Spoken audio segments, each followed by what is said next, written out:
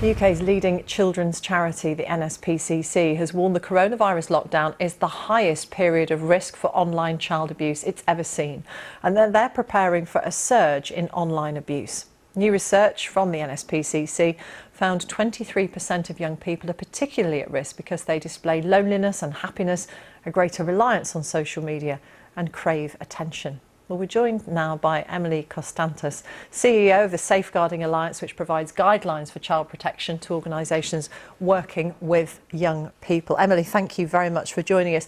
I suppose, given that so many people are at home and children are looking for things to occupy themselves, we shouldn't be surprised that some of them are falling prey to online approaches from paedophiles and sex offenders. No, and I think we have to also take into consideration that parents are under an increased amount of pressure and stress at this time. They have work stresses, financial stresses, and children are feeling increasingly lonely, and parents are giving in and, providing them with devices where perhaps prior to coronavirus, they wouldn't have had access to them. And this is causing us an increased concern. Yes, because the sheer number of hours that they're available to them to play on social media, games and chat rooms and things is increased because many of them are not in school. Can you give us some examples of the children who have been approached and groomed online? Yes. Well, we were contacted by a school who've been working with a family recently. This family, the parents hadn't previously given their children a device, and due to the increased stresses during COVID-19, the children were feeling isolated, lonely, so the parents decided to provide the children with a mobile phone. What happened was the children downloaded the app of TikTok and started uploading videos. They weren't educated on how to use it appropriately, and very, very soon, actually, a predator had approached a young girl around the age of 10 years old.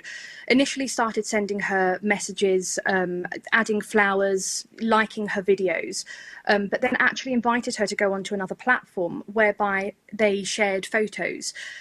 The child themselves hadn't actually reported it to the parents.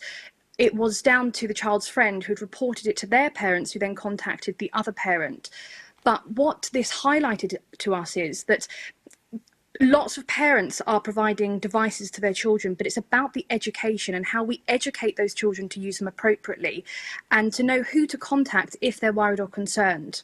There is a minimum age limit on a lot of these platforms, isn't there, of 13, but we know, of course, that younger children do access them. It's a difficult conversation to have, isn't it? Because you don't want to frighten young children, but you do need to keep them safe. So what would you advise parents to do? How should they approach these subjects?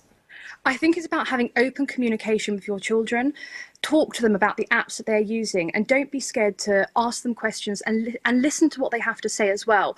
I think it's really important to remember that the internet at this moment in time is not the solution, it's merely a resource. Yes, it is a resource that we use for online learning, but equally, like any other resource that we use, we have to risk assess it and ensure that it's robust and appropriate to be being used. What would you advise parents to do then to keep a check on the interactions that children are having?